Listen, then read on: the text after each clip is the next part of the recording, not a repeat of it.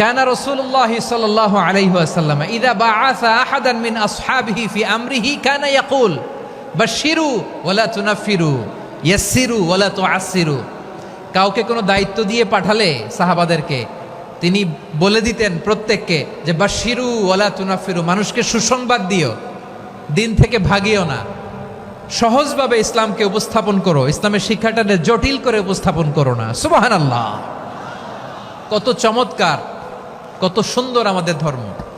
তিনি বলেছেন সহজ করো, কঠিন করো না, সুসংবাদ দাও, মানুষকে দিন থেকে ভাগিও না। সুবহানাল্লাহ বলেন।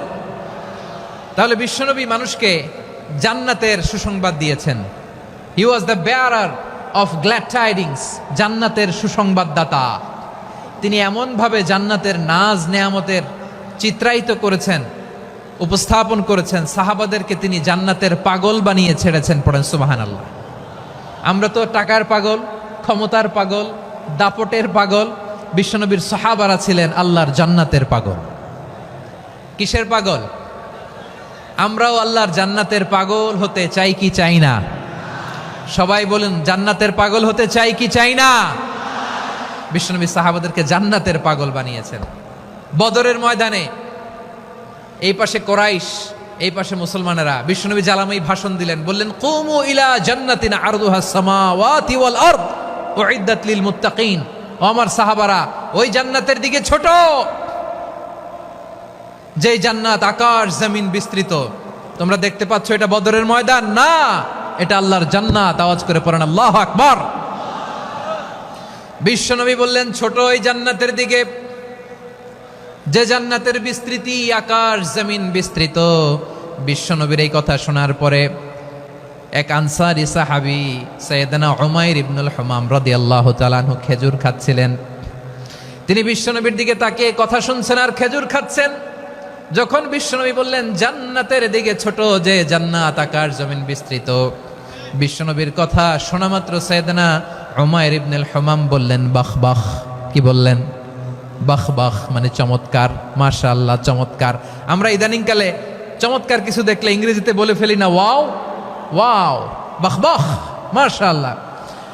বিশ্বনবী বললেন মা ইয়াহমিলুকা আলা কওলিকা বাহ বাহ ইয়া উমাইর। ও উমাইর, আমার এই কথা শুনে তুমি কেন বললা বাহ বাহ, চমৎকার চমৎকার কেন বললা? সাইয়েদনা উমাইর ইবনে হুমাম রাদিয়াল্লাহু তাআলা আনহু বললেন ইয়া রাসূলুল্লাহ, আপনার এই কথা শুনে আমি বড্ড খুশি হয়েছি, আর আমি প্রত্যাশা করছি আমি যদি ওই জান্নাতের মালিক হতে পারি তাহলে কতই না ভালো হতো। সুবহানাল্লাহ বলেন। বিশ্বনবী বললেন ছোট ওই জান্নাতের দিকে, যে জান্নাত আকাশ জমিন বিস্তৃত। আপনার এই চমৎকার মুখনিসৃত কথা শুনে আমার হৃদয়ের মধ্যে জান্নাতি হওয়ার বাসনা জেগে উঠলো, এজন্য বলেছি বাহ বাহ, আমি যদি ওই জান্নাতে যেতে পারতাম কতই না ভালো হতো। উমাইরের কথা শুনে বিশ্বনবী বললেন ঠিক আছে উমাইর, জান্নাতে ঢোকার জন্য, এই জান্নাতের অধিবাসী হওয়ার জন্য যেহেতু তোমার এত আকাঙ্ক্ষা, আমি বলে দিলাম আনতা মিন আহলিহা, তুমি আল্লাহর ওই জান্নাতের অধিবাসী হবা।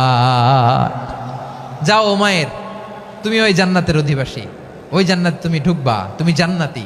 তার মানে সহজ কথায় তুমি জান্নাতি। সুবহানাল্লাহ বলেন। যখনই বিশ্বনবী বললেন জান্নাতি, সাইয়েদনা উমাইর রাদিয়াল্লাহু তাআলা আনহু খেজুর খাচ্ছিলেন আর মনে মনে ভাবে বিশ্বনবী যখন ওয়ারেন্টি দিয়েছে, বিশ্বনবী যখন গ্যারান্টি দিয়েছে আমি জান্নাতে যাব, তাহলে হাতে তো এখনো 3টা খেজুর বাকি। এই 3টা খেজুর যদি খাই তাহলে জান্নাতে ঢুকতে দেরি হয়ে যাবে। সুবহানাল্লাহ পড়েন। হাতে কয়টা খেজুর? 3টা খেজুর। বিশ্বনবী বললেন উমাইর আনতা মিন আহলিহা, তুমি ওই জান্নাতের অধিবাসী, তুমি জান্নাতি। উমাইর চিন্তা করলেন আমি জান্নাতি, নবীর মুখ দিয়ে যখন বেরোইছে ওই জান্নাতে তো আমার ঢুকতেই হবে, কিন্তু হাতে 3টা খেজুর খেয়ে যদি জিহাদের ময়দানে যাই তাহলে জান্নাতে যেতে তো দেরি হয়ে যাবে। এই চিন্তা আসা মাত্রই খেজুর 3টাকে তিনি ছুঁড়ে মারলেন, তলোয়ার বের করে আল্লাহু আকবার বলে বদরের ময়দানে ঝাঁপিয়ে পড়লেন। আল্লাহর শত্রুদেরকে কচুকাটা করে এক পর্যায়ে শাহাদাতের সুধা পেয়ে নিজেও জান্নাতি হয়ে গেলেন। পড়েন সুবহানাল্লাহ। আমরা দুনিয়ার বুকে আমরা হয়েছি দুনিয়ার পাগল, ক্ষমতার পাগল, সম্পদের পাগল, খ্যাতির পাগল। বিশ্বনবী তার সাহাবাদেরকে বানিয়েছিলেন জান্নাতের পাগল। পড়েন সুবহানাল্লাহ। ওই জান্নাতে আমরা যেতে চাই কি চাই না? একা না সবাই মিলে? একা না সবাই?